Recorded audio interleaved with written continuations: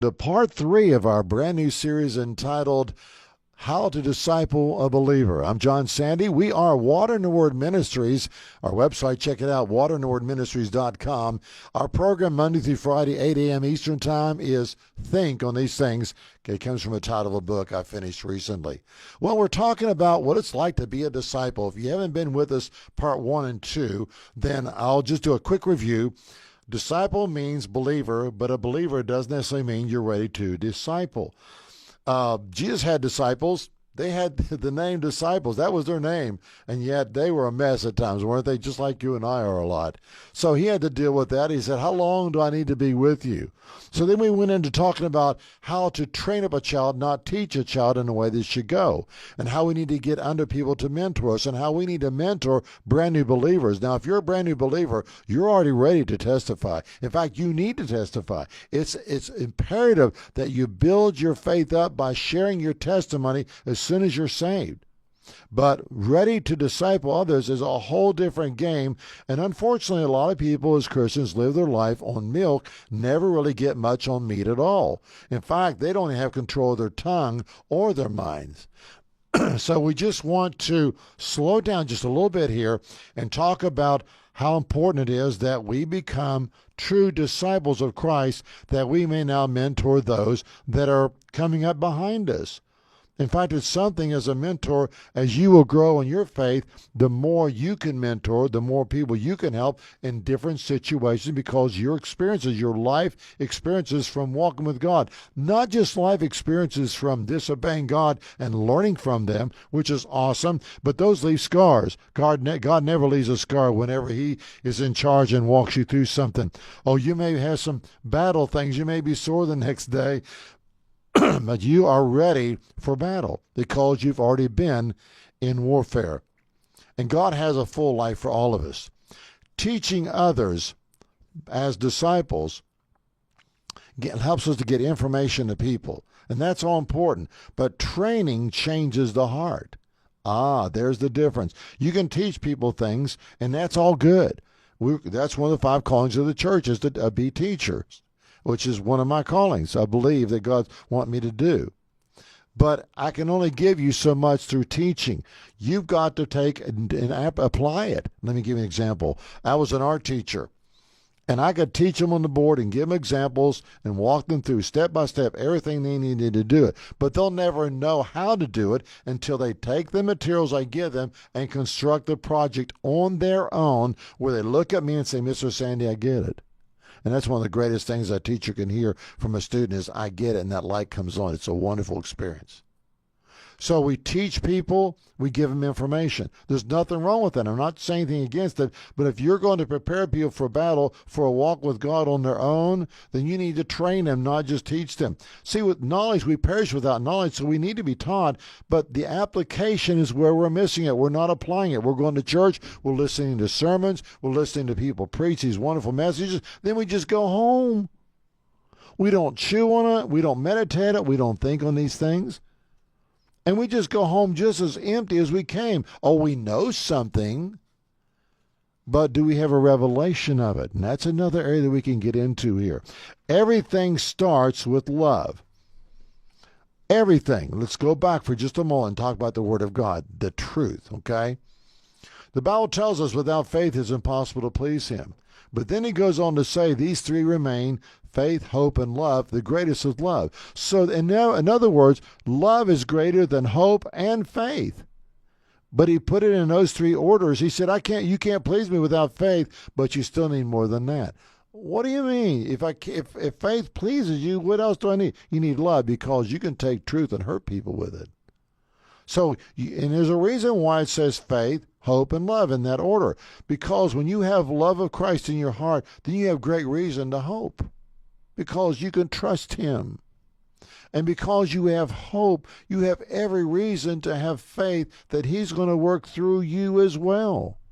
It's in there for a reason in that order. So I wanted to share that with you quickly. So we teach people, that's awesome. Then we train them. We make practical application of our walk with God, and we do it starting with love.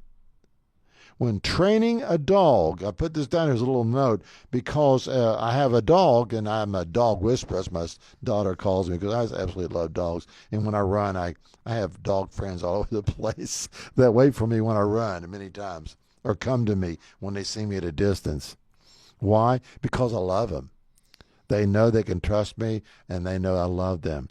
And because they know I love them, they are now susceptible to what I have to say. See, your words are empty. Your tongue is actually wicked if it's not under control. But if you have love of Christ, then your words are different. The tone in your voice, the way you move, your gentleness, your kindness, the way you use your hands, different things help to project that love. And more importantly, the Shekinah on your face, the light on your face, the love in your face tells people you're safe here.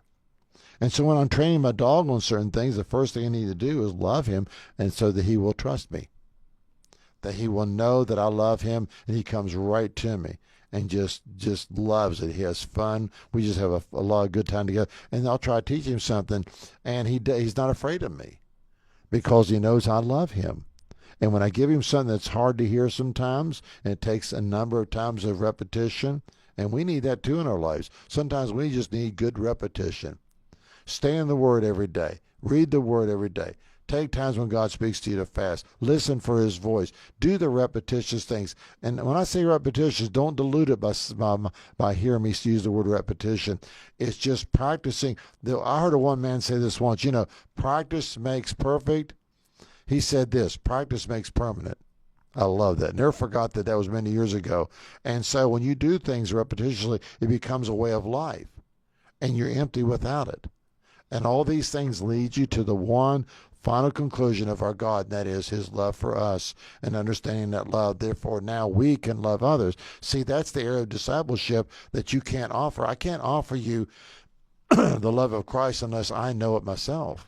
Oh, I can tell you and paint a pretty picture and tell you some wonderful scriptures to refer to in Psalms and Psalm of Solomon's and all these wonderful things, but until I experience God's love, how can I tell you about it? I can't even describe it. And it's hard to describe anyway because it's so wonderful.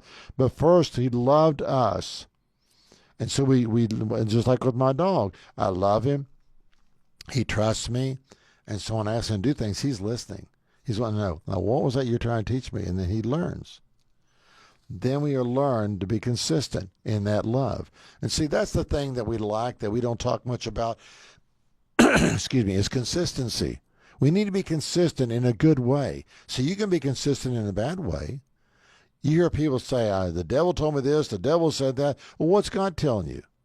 Not just what's God telling you? Are you learning things? Are you hearing His voice? Don't you find it interesting when people, all they hear is the devil's voice and not God's? Well, we need to go back to start right at the beginning with the ABCs of Christianity. Sometimes you need to do that as a mentor, as a person that disciples others. You need to go back to the beginning, sometimes with them, and start. Because, see, whenever you stop obeying God and you go on your own and do your own will, and you come back to God, you know what He's going to do? He's going to take you right back to your last obedience. You're not going to skip the line. You're not going to get promoted because you're cute or because you're excited about God. No. You're still going to go back to the same place because that's where your heart's at. He's going to take you right back where your heart is. He's going to have you to renew your mind, to guard your heart so that whatever comes out of your mouth is of God, which starts with love. So He responds to consistency. God does. And people you teach and train and work with and mentor and disciple, they're moved by your consistency. It's one thing to say something that's good or to do something that's nice and kind, and people see that and they applaud that and recognize that. But what really moves people is your consistency. Here's another example. I was out running one day, and there was a guy in a wheelchair, and he was having a hard time. He was pushing himself. It wasn't motorized. And I stopped, and I said, "Sir," I said, "do you need some help?" He said, "No, I'm fine." You know what happened? He didn't believe me. So I said again, "Sir, I'm very serious. How can I help you?" You know what he said? "Well, I do need help here." See, he didn't believe me the first time, but I was consistent in my desire to help him, and that's what moves people, is when you have a consistent walk. And so I took him half a mile. He needed to go to a bus stop. I wheeled him a half a mile and talked to him about the Lord and blessed him. And then I went back on my run, picked it up. Did I lose time? Not really, because this was more important. This was more important than what I was doing at that moment. Are you willing to give up what you're doing at the moment, even if you think it's important, because God's wanting you to do something else? Are you willing to put something on hold and do that? That's called being flexible. That's called being available. And that's also called being consistent. So as believers, followers of Christ, we need to be consistent in our walk. And one last thing in this section, let me say this. You can't train anyone anything you have not first lived yourself.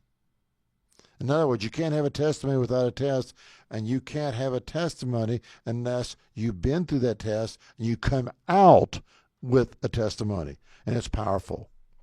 Well, I'm John Sandy. This is Water and Word Ministries, and this program we're doing Monday through Friday at 8 a.m. Eastern Time is Think on These Things. Our series right now is How to Disciple a Believer. Remember, a disciple means believer, but believer doesn't necessarily mean you're ready to disciple. We're so glad to have you with us. Please hit like and share this program. Help us get the word out. It helps us so much. Please, please, please help us. I said it 3 times. Please, please, please help us get the word out as we volunteer our time to share the word. I encourage you to give Jesus a chance in your life. Even if it's your 5th or 6th, I don't care how many times, 70th, 7 times 70. I don't care how many times it is. Go back to him. He's got the best for those that leave the choice to him. He's got the best for you. Man, he's got things for you you can't even imagine that are far beyond your comprehension, far beyond your personal dreams for yourself. That's how awesome he is. We want to continue tomorrow with our next step, part 4. Part 4, I was asking John to help me there. Part 4 on our new series. Join us tomorrow, 8 a.m. Eastern Time. And please share this and check out our website, waterandthewordministries.com. And don't forget, think on these things.